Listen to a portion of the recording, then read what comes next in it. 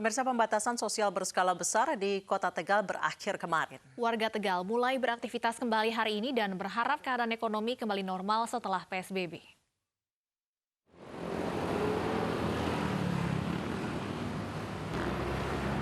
Pembatasan sosial berskala besar di Kota Tegal, Jawa Tengah berakhir kemarin.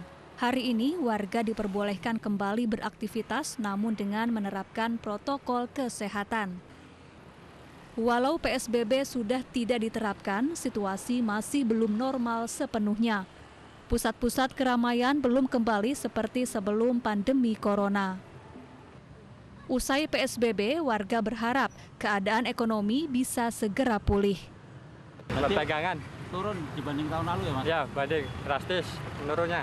Menurunnya karena apa, Mas? Ya karena di lockdown sih, jadi pengunjung kurang. Karena sempat PSBB ya? Iya, PSBB. Semoga Tidak ada, makin membaik lah. tidak ada pasien positif lagi ya? Iya, positif. Karena PSBB telah usai, sholat Id berjamaah di Kota Tegal juga diperbolehkan. Sholat Id akan digelar di Masjid Agung hingga alun-alun besok pagi. Namun warga tetap diimbau menerapkan protokol kesehatan selama sholat. Dari Tegal, Jawa Tengah, Yunibar, iNews melaporkan. Dan untuk membahas langkah ke depan pemerintah Kota Tegal dalam mengatasi penyebaran COVID-19, sudah bergabung bersama kami Wakil Wali Kota Tegal Muhammad Jumadi. Selamat petang Pak Jumadi. Selamat petang, Assalamualaikum warahmatullahi wabarakatuh. Waalaikumsalam warahmatullahi wabarakatuh. Iya, Pak Jumadi, pasca kemudian PSBB di Kota Tegal berakhir, ke depannya apakah saat ini untuk fasilitas umum seluruhnya sudah dibuka kembali atau akan dibuka secara bertahap, Pak Jumadi? Baik, terima kasih saya sampaikan kepada seluruh pemirsa iNews TV. Jadi memang kemarin tadi malam jam 24.00 PSBB di Kota Tegal sudah berakhir. Artinya kita kembali seperti sebelum ada PSBB, namun tetap juga dengan apa? Dengan menerapkan protokol kesehatan yang ketat. Tentu saja kita berharap ekonomi segera pulih. Jadi beberapa tempat seperti mal, kemudian pasar, rumah makan, kita buka kembali dengan protokol kesehatan yang ketat. Contohnya di rumah makan itu semua sendok, garpu semua disuruh di-wrap. Mal-mal mereka yang jual buah segala macam harus di-wrapping. Untuk apa? Untuk menghindari agar tidak langsung bersentuhan dengan tangan pembeli ataupun penjualnya. Jadi higienis, budaya hidup sehat, social distancing, physical distancing harus kita terapkan sama-sama untuk menjaga Kota Tegal yang kita cintai yang sudah zona hijau ini agar aman selamanya.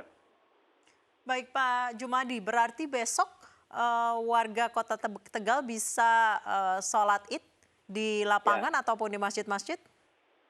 Sesuai dengan kesepakatan dengan Majelis Ulama Indonesia Kota Tegal tanggal 19 Mei kemarin, kita rapat dengan MUI, Ormas seperti Nahdlatul Ulama, Muhammadiyah dan semua tokoh alim ulama. Kita membahas beberapa bahasa itu kesepakatan bahwasannya sesuai dengan fatwa MUI nomor 28 tahun 2020 bahwa daerah yang pandeminya turun bahkan zona hijau silakan untuk bisa melaksanakan ibadah sholat Id di masjid-masjid. Namun demikian perlu saya sampaikan, beberapa masjid, ada 10 masjid yang Pak Wali minta untuk diketatkan. Jadi begini, kalau ada masjid yang tidak mampu menerapkan protokol kesehatan, silakan mungkin digabung saja dengan masjid-masjid yang sudah mempersiapkan protokol kesehatan, seperti di Masjid Agung, Al-Sumaid, dan lain sebagainya. Ini perlu saya sampaikan kepada publik, jadi apa? Walaupun kita sudah selesai PSBB, tapi pandemi ini belum berakhir. Untuk itu kita minta kepada masyarakat untuk mematuhi segala aturan yang sudah ditetapkan oleh pemerintah.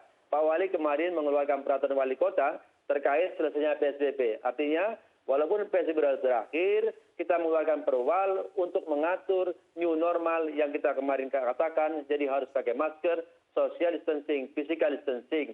Itu tetap dilakukan, apapun kondisinya. Jadi kita harus lebih hati-hati lagi, agar apa? Waspada. Anggap saja kita sekarang walaupun sudah zona hijau, tapi kita lebih waspada lagi. Anggap aja sebagai zona kuning seperti itu. Agar kita masyarakat lebih paham betul bahayanya pandemi ini. Gitu.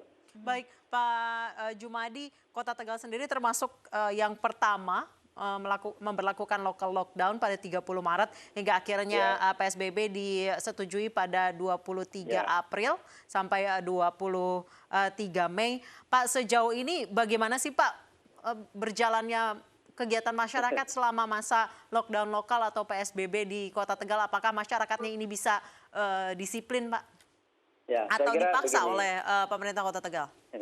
Saya sekali lagi menyampaikan, ini untuk hal-hal seperti ini kita perlu effort yang luar biasa.